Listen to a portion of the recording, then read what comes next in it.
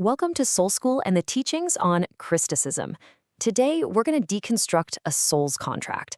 And, this whole thing kicks off not with some big, flashy revelation, but with a simple, quiet question from a 10-year-old girl. All right, so let's get right into it. I want you to picture this, a Sunday school room. You can almost smell the old carpet and dried up markers, right? And there's this 10-year-old girl, Abby, scrunched up in one of those little chairs, looking up at the interpreter of the big book. And she's about to ask a question that's going to just unravel everything. On the surface, it's a super simple question. But the weight behind it? Oh, it's huge. See, she's not just asking about some story. She's asking about her very existence, where her soul comes from. And the answer she gets back? Well, let's just say it's the first tiny crack in the foundation of her entire world. So the interpreter tells her that the Almighty Father, well, he's actually more like a stepfather. Right away, bam, there's this distance, a separation. Because you see, the Savior, he's the only begotten Son, a perfect double of the Almighty Father. But Abby, she gets told she's more like a product. Can you believe that? Like something made on an assembly line, mass-produced, replaceable. Oh, and it gets worse. Yeah, that word product, it morphs into something even colder, even less personal, an experimental craft project. Just let that sink in for a second. You're not a beloved child, you're a science experiment, one that might not even work out. All of this language, it's very deliberate, It's all about setting up this massive, uncrossable gap between you and the divine. And this next analogy, wow, it really nails down what a soul is supposed to be in this system. So Abby's thinking, okay, maybe my job is to become a star, right? To shine. But nope, she gets shut down fast.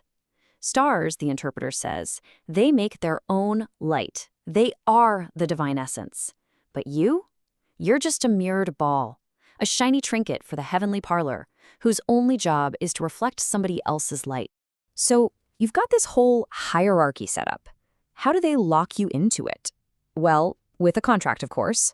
The entire system is built on this foundation of really bizarre analogies and promises that are designed to be both totally confusing and, at the same time, completely irresistible. And when Abby asks, so what's this creator actually like? The answer she gets is just chilling. He's not some loving, gentle father figure.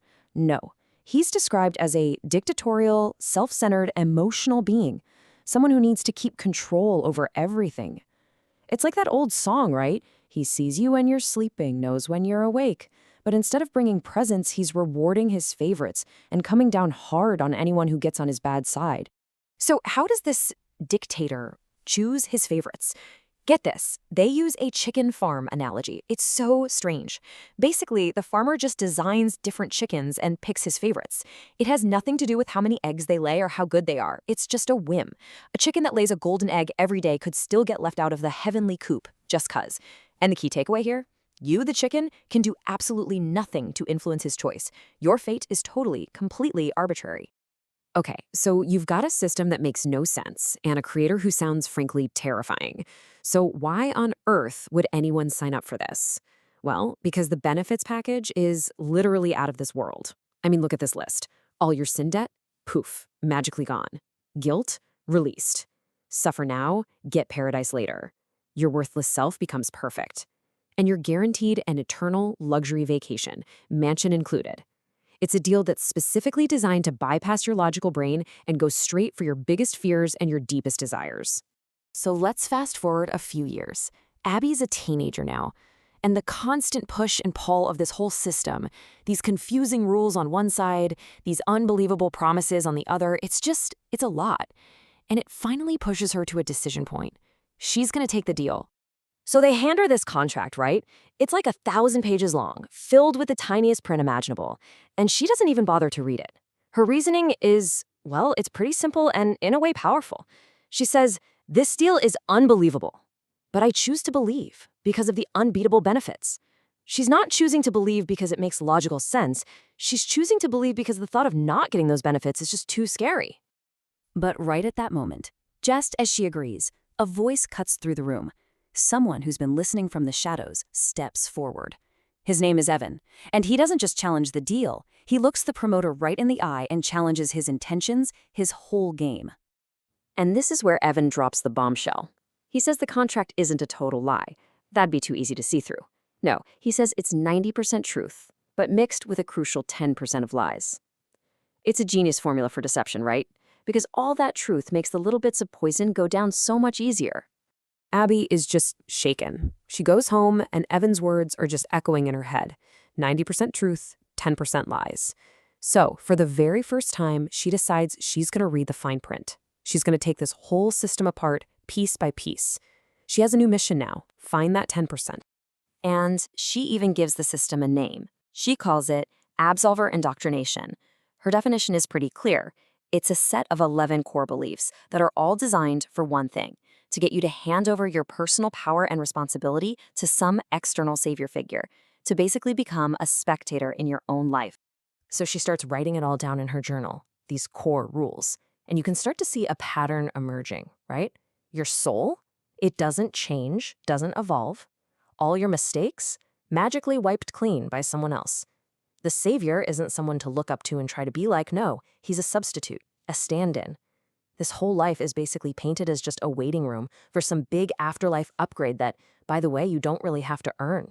Okay, now as she keeps writing, the theme kind of shifts from just being passive to being actively controlled. I mean, just look at this stuff. The creator controls everything, including your suffering. You only get one life, one shot to get it right. And it's not about what you do, it's about what you believe.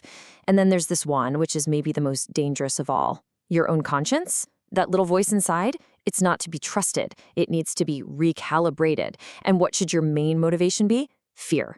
Fear of God's wrath and hell. So she's just staring at this list she's made, and you can feel this massive internal conflict just tearing her apart. On one side, there's what she calls the sugary fog of promises. You know, that warm, cozy feeling of relief that comes with, if this is true, I never have to grow. But on the other side, there's this sharp thread of conscience, this nagging, painful doubt that says, if this is a half-truth, I'm literally signing away my power. And this huge internal battle, it doesn't end with some neat, clean answer. There's no sudden epiphany. Instead, it leads her to do something really small, but something that turns out to be totally revolutionary. It changes her whole journey. See, she doesn't tear up the list and reject the whole thing. And she doesn't just give in and accept it either. She just picks up her pen, and next to the doctrine, she draws one single symbol, a question mark. That's it. It's not an answer. It's giving herself permission to ask. And that simple act, that's the beginning of her taking back her own mind. And really, that's what this is all about. This whole journey isn't about finding the right answers or the perfect system. It's about finding the courage to put your own question mark next to the things you've been told you have to accept without thinking. It's about allowing yourself to consider one huge, powerful possibility. What if you were made for more than just being forgiven and being afraid?